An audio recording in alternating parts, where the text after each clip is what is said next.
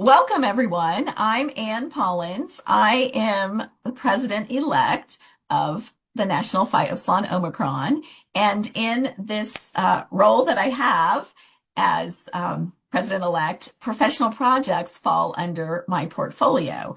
And I do want to give a shout out to our president who is here, Susan Miller, who, of course, you are the president-elect and then the president. And I have learned very much from Susan and from other Phi U colleagues about professional projects. So thanks for, paving the way for me to learn and understand what's happening. And I also want to introduce and say hello to Melissa, who is here, Melissa Martin, our executive director. And so thanks for making this happen. I'm going to make a couple of other introductions later in the presentation, but I've put together some information about the professional project for Phi Upsilon Omicron and want to just go ahead and I'm just going to share my screen here so that we're all aware of sort of like where do we find information about professional project and the report. So there are several things that happen with the professional project. One is you do a project, and we'll talk a little bit about that, but you have the opportunity to submit a report, and it's really worthwhile, and it behooves every chapter to be thinking about the fact that they'll submit a report as they are rolling out their professional projects, because Phi Upsilon Omicron rewards chapters in recognition, certificates and awards, and financial opportunities. Also, the top awardees receive money that can help them do more with their professional project in future years. So this is going to be an overview of what is the professional project and what resources are available, and really how do you go about rolling one out and submitting the report. So we're going to start with the first slide here. Reminds us that May 1st is the due date. So it's kind of like school assignments. Mark your calendars and keep in mind that projects that will be evaluated and eligible for awards must be submitted by May 1st.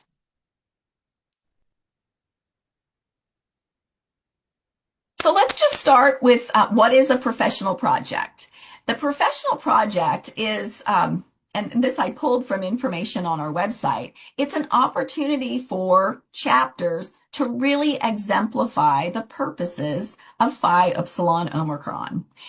Keeping in mind that our purposes are to promote lifelong learning. We aren't in college and then we leave and we know everything. We're learning every step of the way during college and beyond. And all of us who are in the ranks of alumni members can tell you that learning doesn't stop. And Phi Upsilon Omicron also seeks to build leadership skills, which is an opportunity that can be put right into action with the professional project. We want to empower our members to achieve academic excellence.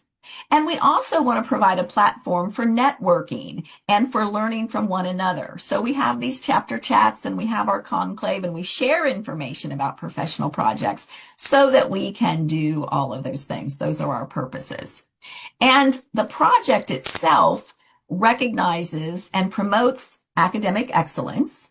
Our members take knowledge from their family and consumer and related majors and minors, and they put it into action in a way that leverages leadership and allows chapter members to use their best skills to really let our communities know what family and consumer sciences is all about and how we add value to our communities.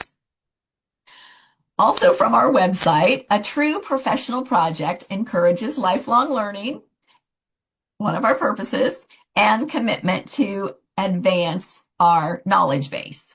So it's more than just doing a service project, but it is an opportunity to really organize a project that contributes to the community and encourages commitment to our family and consumer sciences professions. Those include our family human development, family and consumer sciences education, hospitality, nutrition, consumer sciences, human development, fashion, merchandising. I hope I got most of them, and if I left out the one you're in, it's a great collection of areas of focus. And then the key thing about the professional project is we want to serve others. We want to provide opportunities for enrichment and empowerment of members of our community that have needs that we can contribute to. So what do you submit? We'll talk a little bit later, and we've got a group of panelists who are seasoned with rolling out projects about, like, what do you do for your project? But for the report itself, what do you submit to our national office? One PDF document, and that document will have a cover sheet, which we have a download for, and a report, and perhaps some appendices.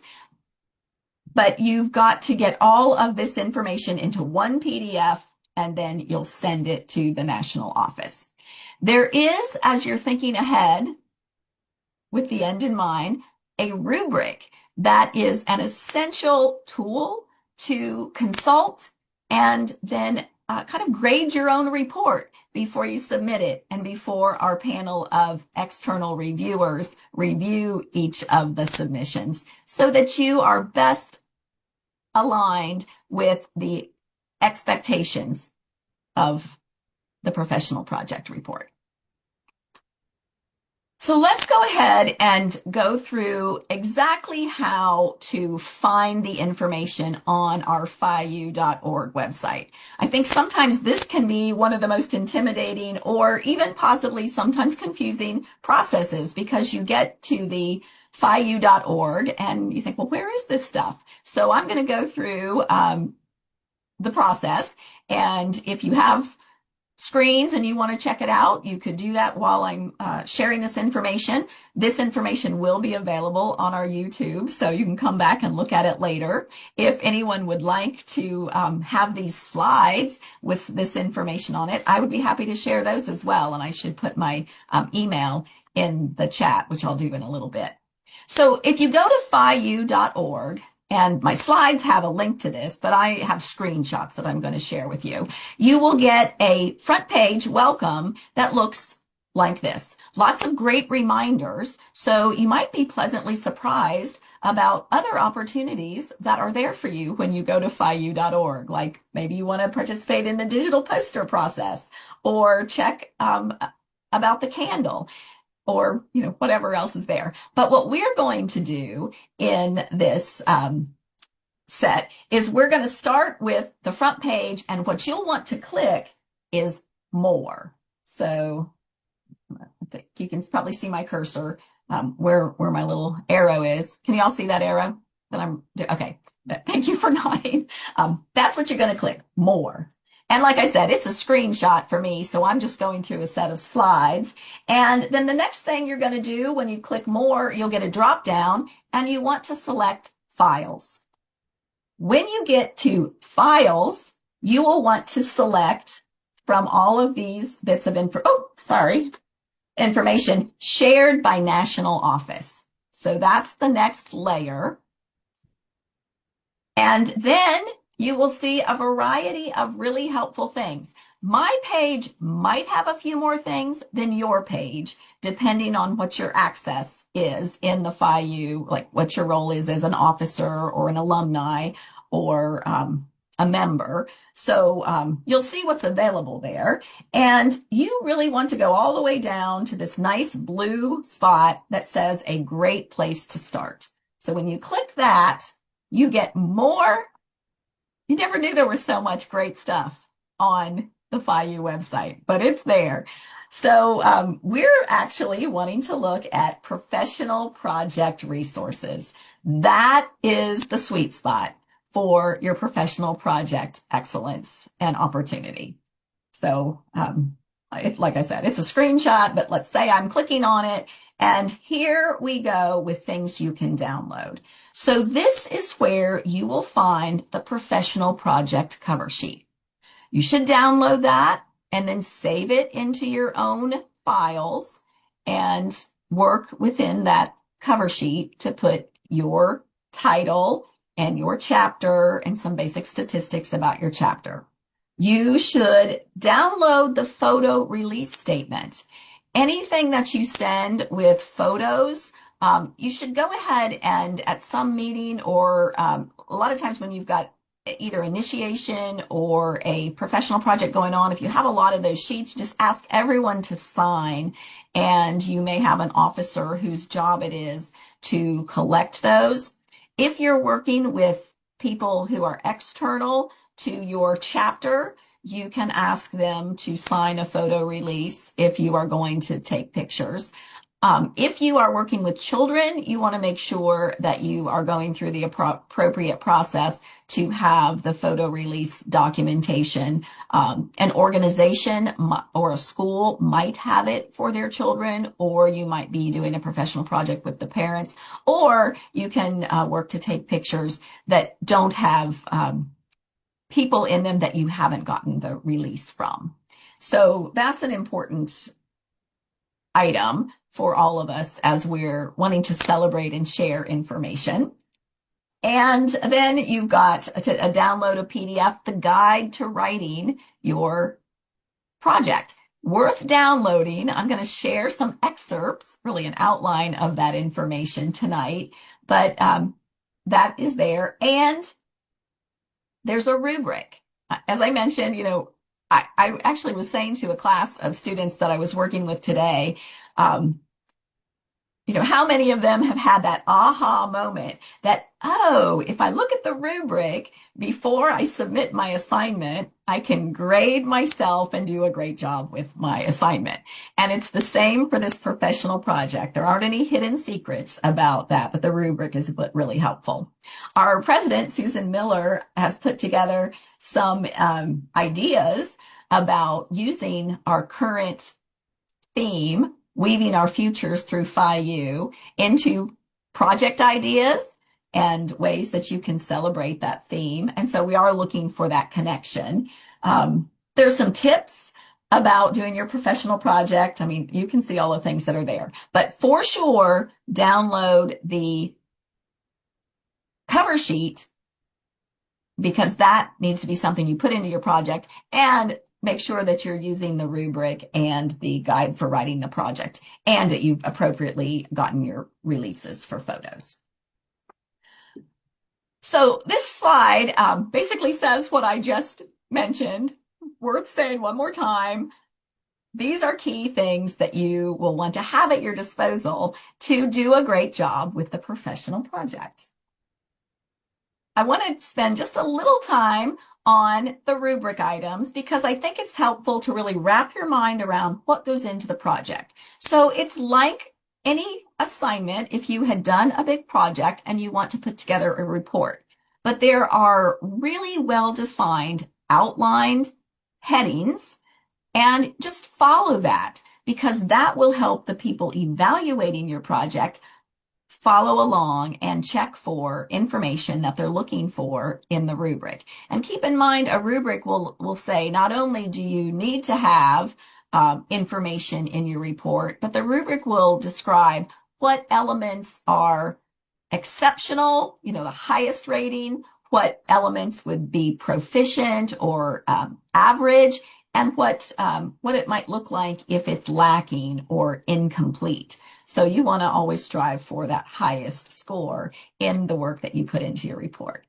So the cover sheet is there. Your report will have a title page, and later I'll mention that there's a 20-page limit, but the cover sheet and the title page don't count in the content of your report. You will want to have a title that goes on your cover sheet and also is included in your report. And really best practices are to consider a title for your project that incorporates our theme. So I've put the theme here for us to reiterate a little bit more that we are weaving our futures through Phi U. You will have a presentation of the report, and the report will also have an abstract. And it's kind of good idea to write the abstract afterwards. It's 250 words, which is about a one double-spaced page. And that's like an executive summary that you will present. But of course, all of the elements that are required are important to include. There is some information on the report that says Part 2, Evaluator Assessment.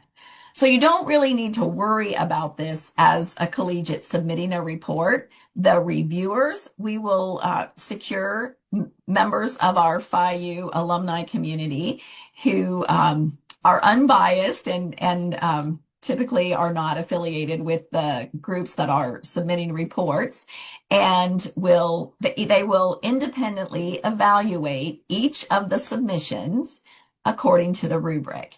And so, that's what happens. And the rubric shows how the points are distributed, but you don't need to do anything. You just need to be aware. And again, take a look at the rubric so that you're doing an outstanding report.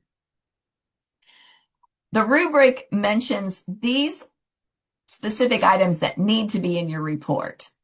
So there's an introduction that includes mission and vision statements, SMART goals. So as you're thinking about your project, as you're rolling it out, or even if you have a project underway, you probably need to take time and think, what are the goals of this project? And those goals should be strategic and measurable and specific, I think is the S, specific and measurable and achievable and realistic, and they should have a time frame. So that's what we're looking for with a SMART goal. The project details. What did you do? How did you do it? How did you roll out a project that has a relationship to our theme?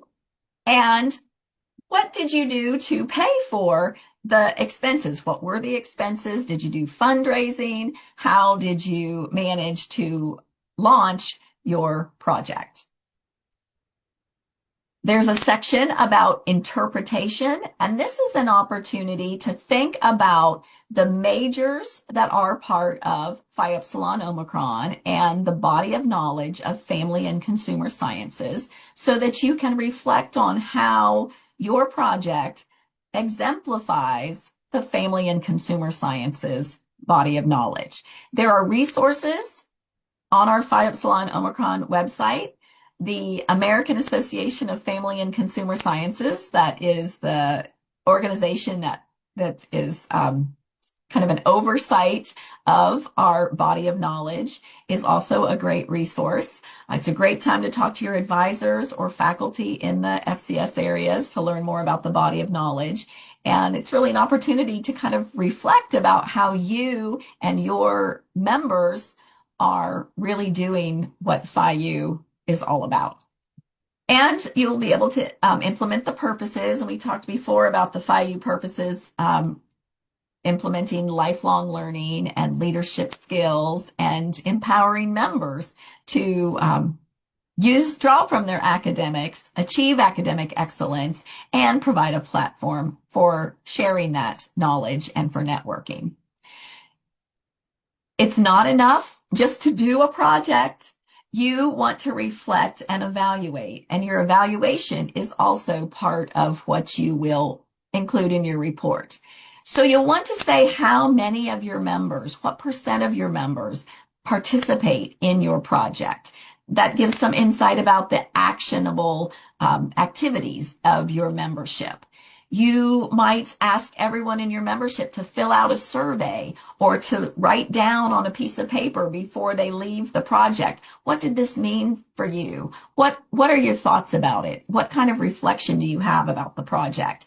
And you'll want to talk about your community impact, which can include a narrative that you prepare, but it also might include an opportunity for people who you served or worked with or are administrators for a program that you're providing service to write and to provide their voice about what it meant for you and your chapter to complete that service project.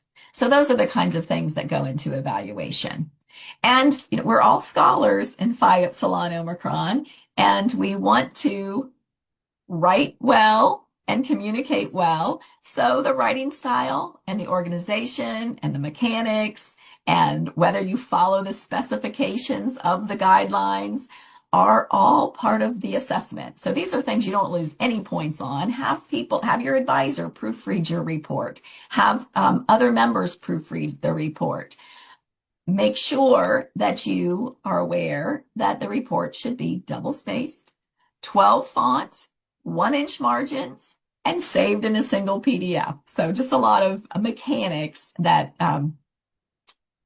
20 pages or less, not counting the cover page and the title page.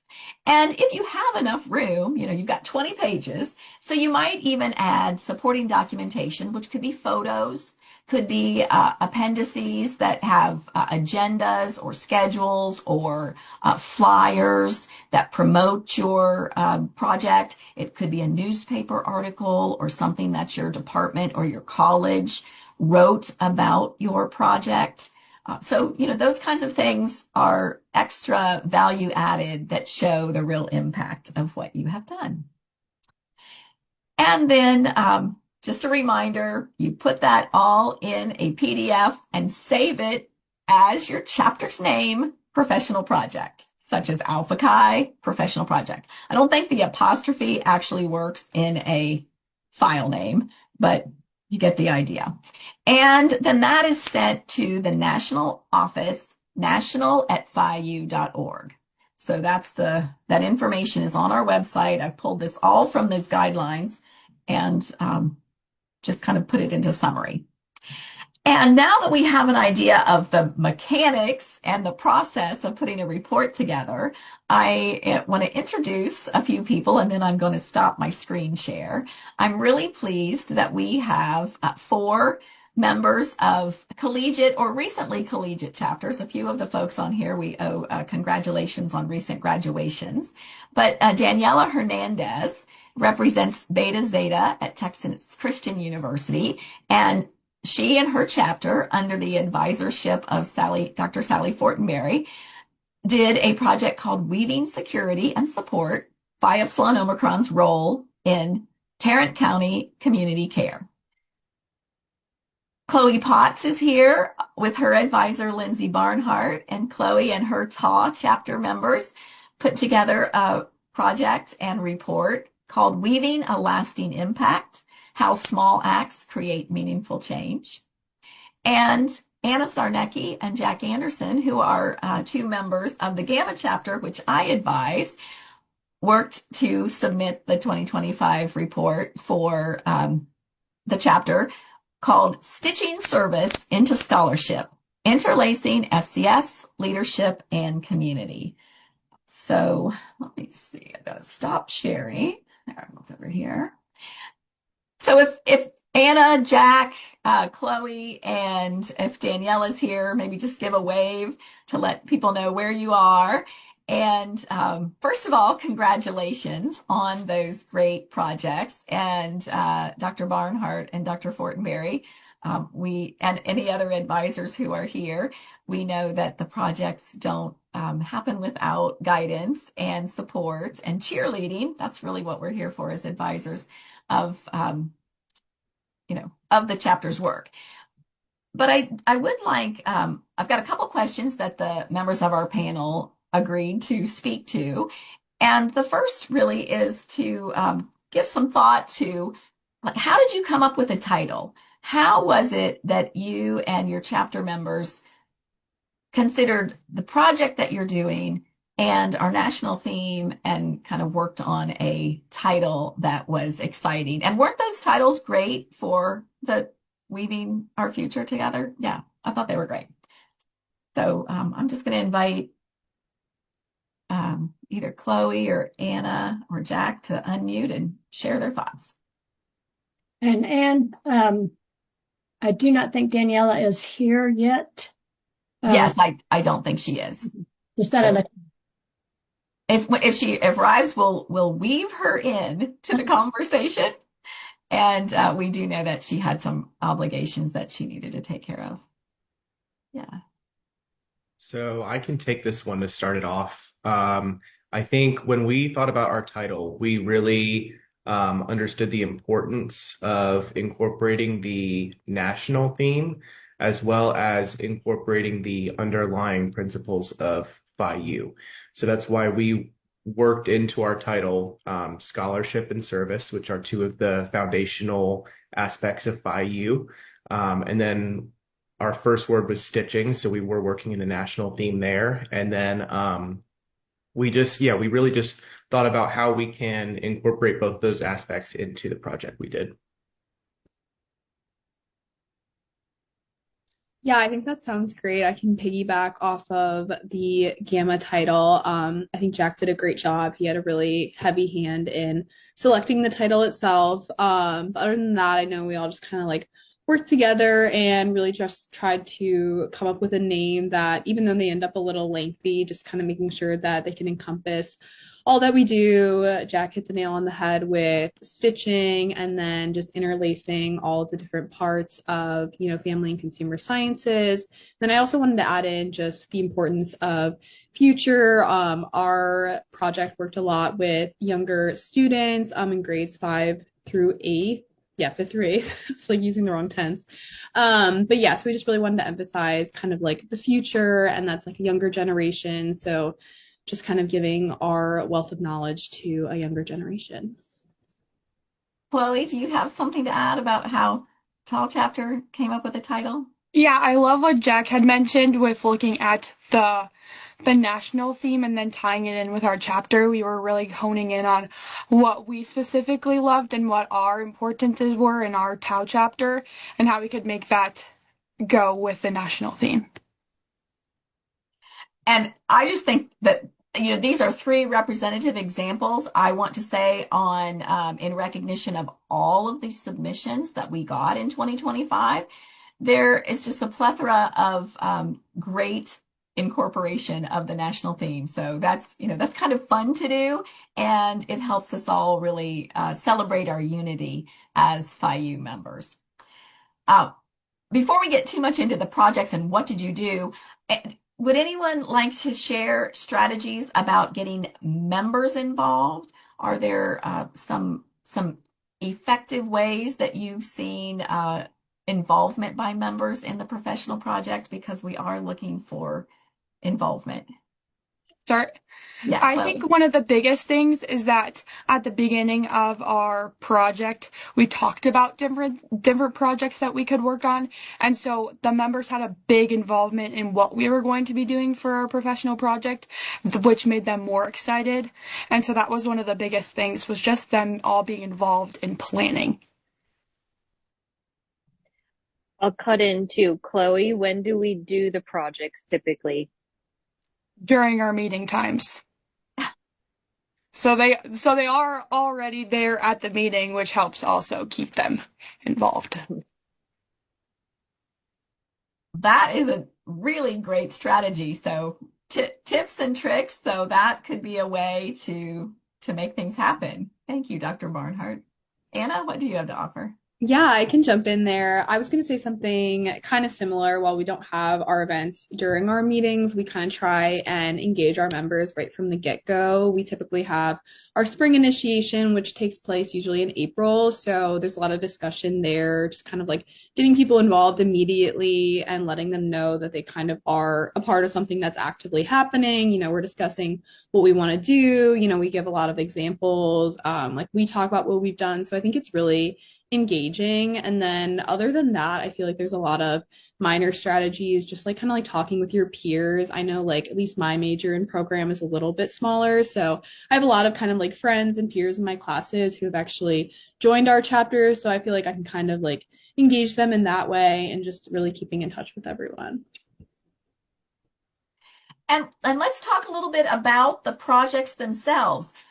How did you plan your project? How did you think about a project to do and then actually execute a project? So feel free at this time to tell us a little bit about like what you did and how that was implemented.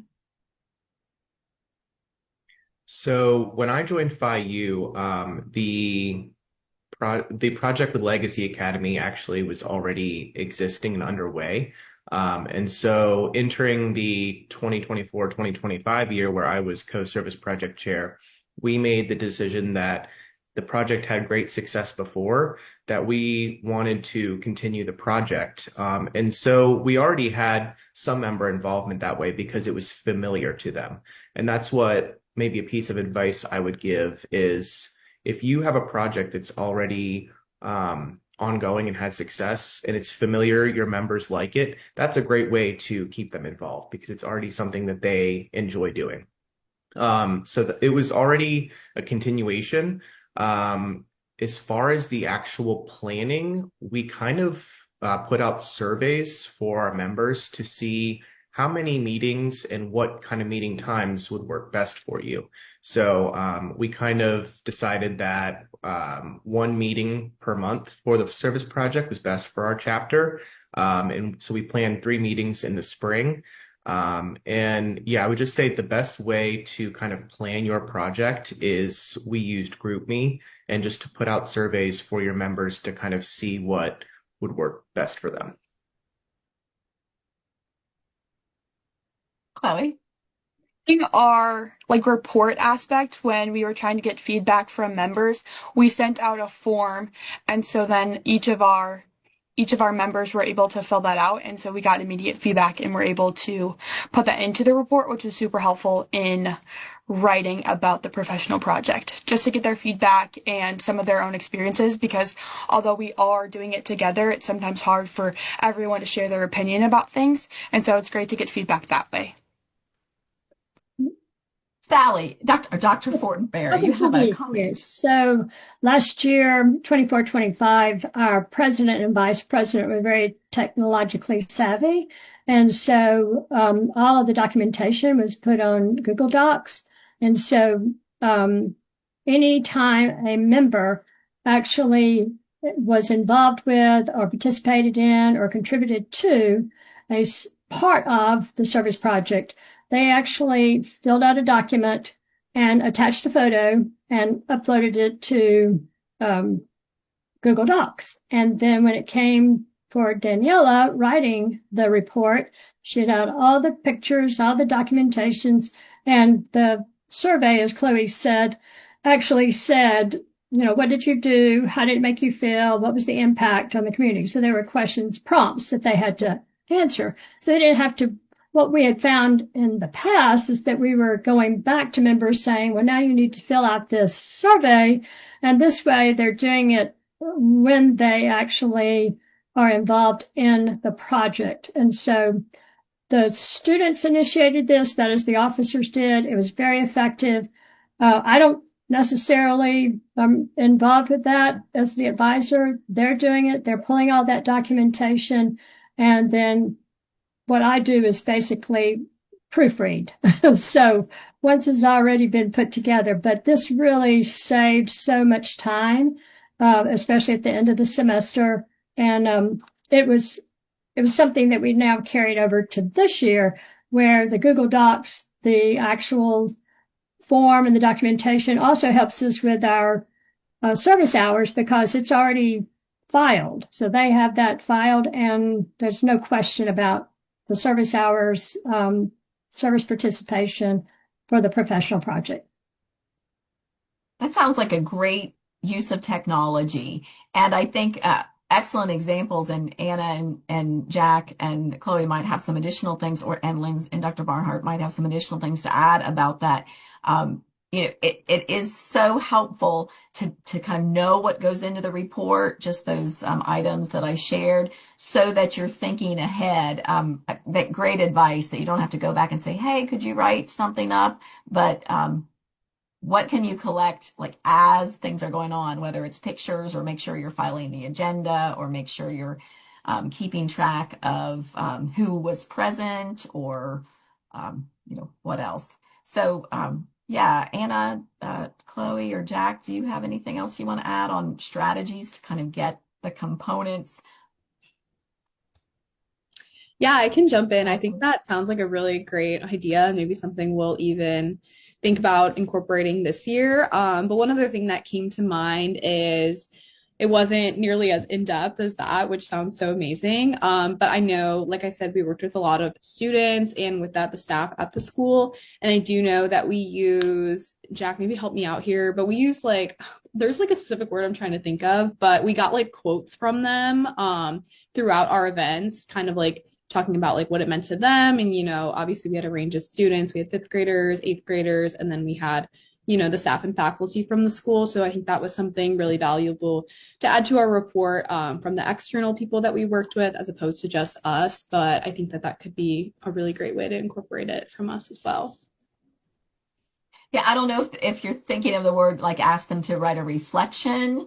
Yeah, something like that. Like I just remember I'm not sure what they wrote about, I missed the word. Yeah, like what was your favorite testimonial? Yeah. Testimonial. Maybe that's Yeah. There we go.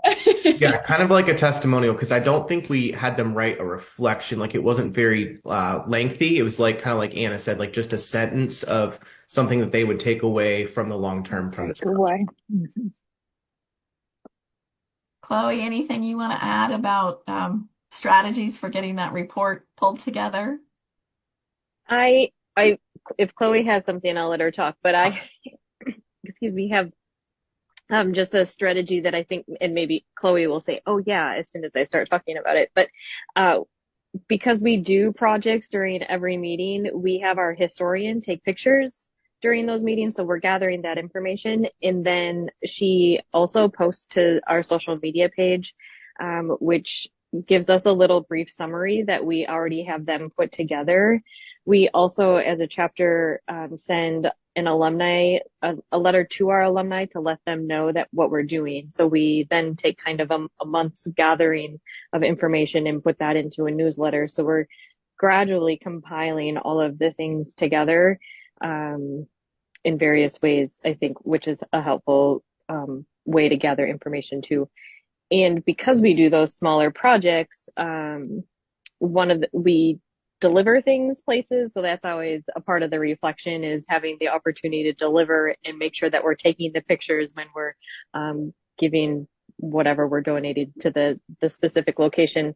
But that's always a joy, and we're working on delivering our project we just completed last week. So yeah, always taking pictures and putting it on social media and making sure we have documentation. Yes. And one strategy, Jack, I know you for the Gamma chapter pulled all of the components of the report together, but it was, I think, a really good strategy that you didn't say, okay, I'm going to write the whole report, but there were members who had different areas of expertise that got assigned components of the report and then could submit. And then Jack, I don't know if you want to share any more about that process, but I know because it was Gamma, we did have one member who felt that I think she had just done a report about the body of knowledge and had done some work preparing that. And so she sort of was the person who could write about how the body of knowledge was incorporated into the project, for example. Jack, I'll let you piggyback off that. Yeah, you kind of read my mind with that part, because I think the body of knowledge was the part that I was least comfortable writing. So I was very grateful to have one of our members that was willing to step in and write that part. I think it's important to, as we've all said, just kind of gather information throughout so that you're not trying to put it all together last minute. But yeah, just any kind of division of work that you can do really helps, because it's a 12, 13, 14 page report that's very hard for one person to write. Maybe Anna has some more to offer on that. Yeah, I think you guys about covered it. I know we had a lot of different people who had a certain part of the report that they did. I think I did like the reflection and maybe something along the intro. So yeah, just trying to kind of divide it up. I know Jack did a great job kind of compiling everything. So that was kind of his role. I'm not sure I'm assuming you wrote something too, but it just kind of had a lot of different people write something. And again, obviously, like the people who took pictures, that was kind of their incorporation. So just different things like that and highlighting people's area of expertise, as Dr. B said. I'd like to kind of ask one last question of our panelists and provide opportunities for people to ask questions if you have them out there or follow up on anything. But my sort of final question is, what do you wish you would have known that you know now after having submitted a super report?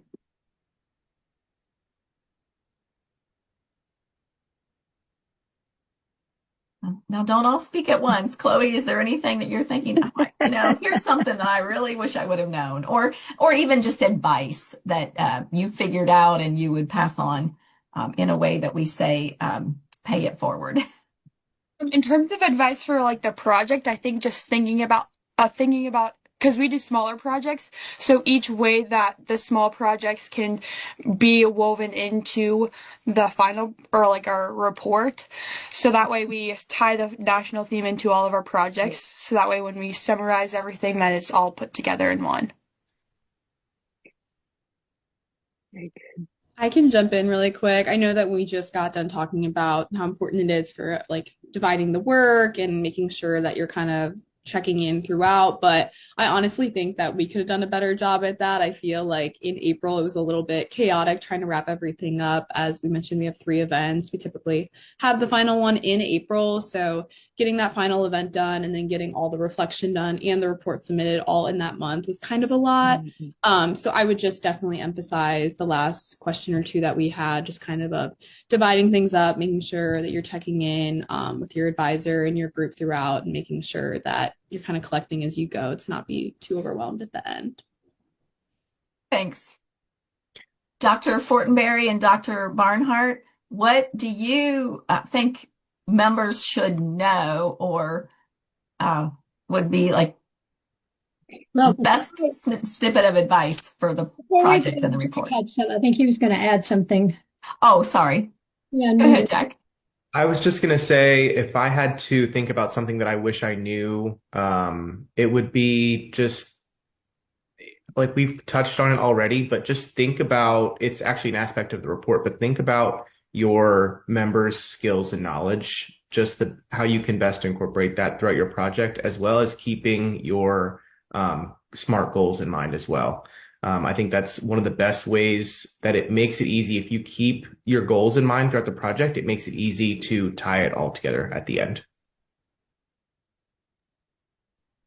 Well, my statement was, since most of our officers rotate out every year, especially our vice presidents and presidents, since they're usually seniors, and I tend to be the only staying member now for the last 37 years, I actually will share the previous year's professional project, because the vice president and our service project assistant and our president will read it and they'll go, where do we start? And I go, well, why don't you look at our last year's project? And I actually have them from many years back that were digital. We never went to the computer, in 2000 and something. But I let them look at the ones, and that way they get a clue. It makes it a whole lot more understandable, and they feel a lot better about what they have to tackle after they look at it, and they go, oh, well, we can do this, no problem. And that's made their life easier and mine too. So that's one suggestion, piece of advice, especially for those of you students who are actually graduating. Make sure that you kind of provide that document so that it can be, maintained in history, historical document. Great advice. And Dr. just Barnhart? to add, I'm sorry, I was just going to tag on to Sally's statement.